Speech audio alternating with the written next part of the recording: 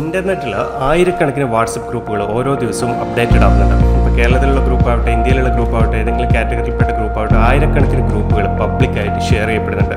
ഈ ഗ്രൂപ്പുകളിലൊക്കെ നമുക്ക് ജോയിൻ ചെയ്യുകയും നമ്മുടെ താല്പര്യത്തിനനുസരിച്ചുള്ള ആളുകളെ നമ്പേഴ്സ് മാത്രമായിട്ട് നമുക്ക് കളക്ട് ചെയ്യുകയും ചെയ്യാൻ സാധിക്കുന്ന ഒരു ഫീച്ചർ സോഫ്റ്റ്വെയറിന് അവൈലബിൾ ആണ്.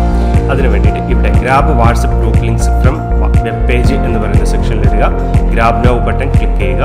ഇവിടെ ഓപ്പൺ ബ്രൗസർ എന്ന് പറയുന്ന സെക്ഷൻ കാണാം, അതിൽ ക്ലിക്ക് ചെയ്തു. ഇപ്പോൾ നമുക്ക് ഗൂഗിളിൽ വാട്സപ്പ് ഗ്രൂപ്പുകളുടെ ലിങ്കുകളുള്ള കുറേ വെബ്സൈറ്റുകൾ കാണാം. ഇതിൽ ഡയറക്റ്റ് ലിങ്കുകളല്ല ഉണ്ടാവുക, ആ ലിങ്കുകളിലേക്ക് പോകാനുള്ള ബട്ടണുകളാണ് വെബ്സൈറ്റുകൾ പൊതുവെ ഉണ്ടാവുക. പക്ഷേ നമുക്ക് എങ്ങനെ എടുക്കാം എന്നുള്ളത് കാണാം. ഇപ്പോൾ നമുക്ക് WhatsApp group link from Kerala ആണെന്നുണ്ടെങ്കിൽ ഇവിടെ കേരള, അല്ലെങ്കിൽ ലിങ്ക് മലയാളം, അല്ലെങ്കിൽ അങ്ങനെ ഏത് വേണമെന്നുണ്ടെങ്കിൽ നമുക്ക് ഇവിടെ സെർച്ച് ചെയ്യാം. ഇതിനുശേഷം ഇത്തരത്തിലുള്ള റിസൾട്ടുള്ള ഏതെങ്കിലും ഒരു വെബ്സൈറ്റിൽ നമ്മൾ ജോയിൻ ചെയ്യുക. അപ്പോൾ ഞാൻ ഇതിൽ ഒരു ലിങ്കിൽ ക്ലിക്ക് ചെയ്യുന്നു. ഇപ്പോൾ ഇവിടെ ഈ ഒരു ലിങ്കിൽ നോക്കിക്കഴിഞ്ഞാൽ ഒരുപാട് ഗ്രൂപ്പുകളുടെ ലിങ്കുകളുണ്ട്. പക്ഷേ ആ ലിങ്കുകളൊക്കെ അതിൻ്റെ ലിങ്കുകളായിട്ടാണ് ഇവിടെ കാണിക്കുന്നത്.